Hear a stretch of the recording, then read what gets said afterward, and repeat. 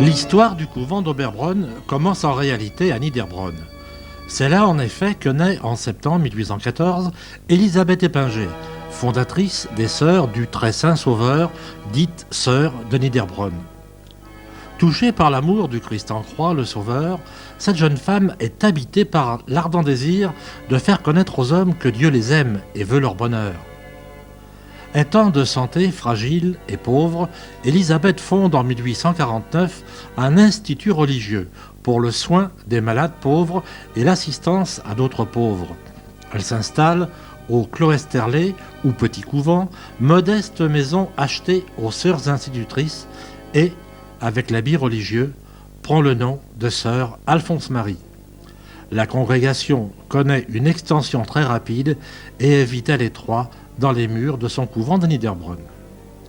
Aussi, lorsqu'en 1857, le château d'Oberbronn est mis en vente, la congrégation l'achète.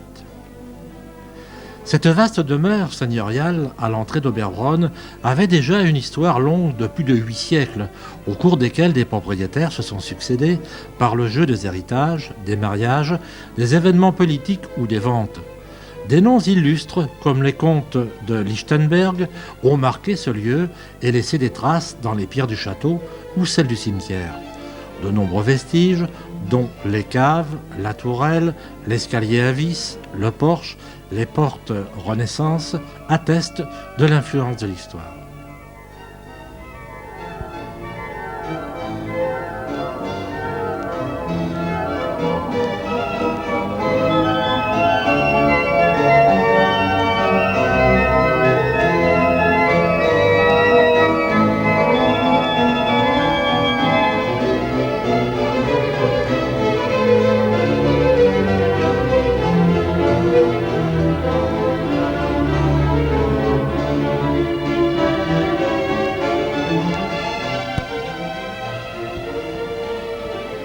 La congrégation marquera elle aussi sa présence par de nombreuses et importantes constructions. Ce domaine devait d'abord lui servir de noviciat, c'est-à-dire de lieu de formation à la vie religieuse des jeunes filles venues pour vivre avec et comme la fondatrice, c'est-à-dire à l'école du Christ Sauveur. De nombreuses générations de sœurs ont ainsi été formées dans ces murs, avant d'aller à travers le monde pour soigner les malades, éduquer les enfants, lutter contre diverses formes de misère et, par ces humbles gestes, porter le message de l'amour de Dieu pour chaque homme.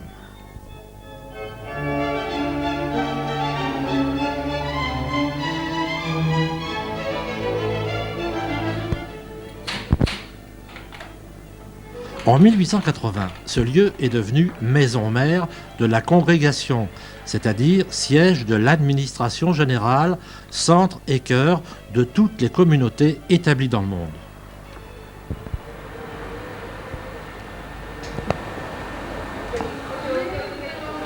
La maison mère connaît ainsi de grands rassemblements internationaux, particulièrement lors de chapitres généraux où les sœurs représentant les diverses communautés cherchent ensemble de nouvelles orientations pour leur vie missionnaire et élisent celles qui portent la responsabilité de conduire la congrégation.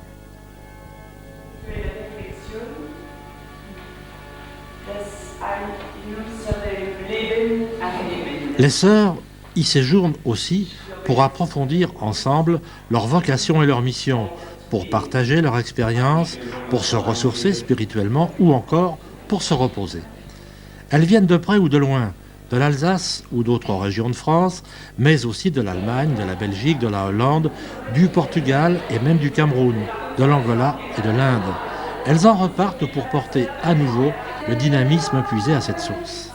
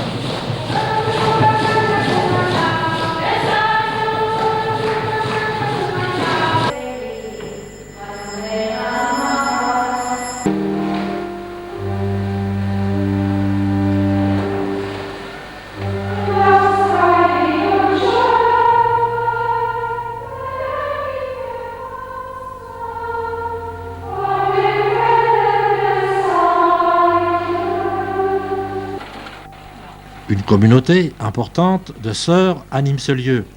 Elle assure la continuité de la prière de louange et des supplications au nom de tous ceux qui se confient à elle. Avec les collaborateurs et collaboratrices laïques, elle essaie de faire régner dans cette maison un esprit d'ouverture et d'accueil.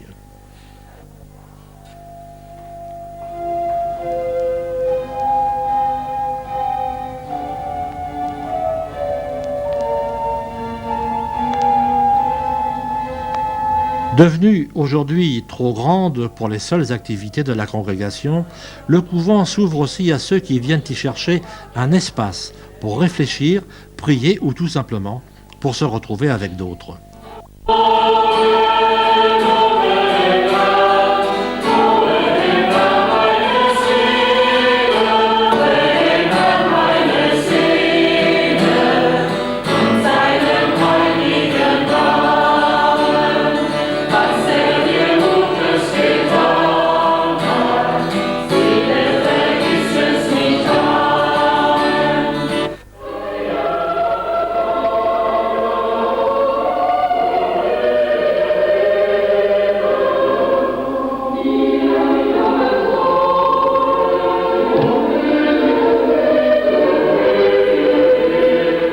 Enfin, des sœurs âgées ou malades trouvent dans la maison de retraite Notre-Dame un chez-soi pour vivre selon un rythme adapté ou pour se faire soigner.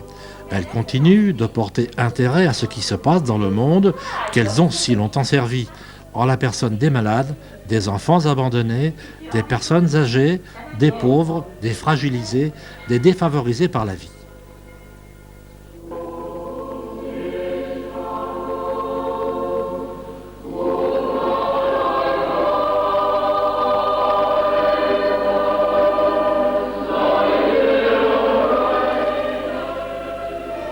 À travers les différentes étapes de leur vie, les sœurs du très saint Sauveur veulent simplement et avec bonheur aimer Dieu et les hommes leurs frères, afin que la nouvelle du salut en Jésus-Christ devienne bonne nouvelle pour chacun dans son quotidien, que cette maison en soit le signe.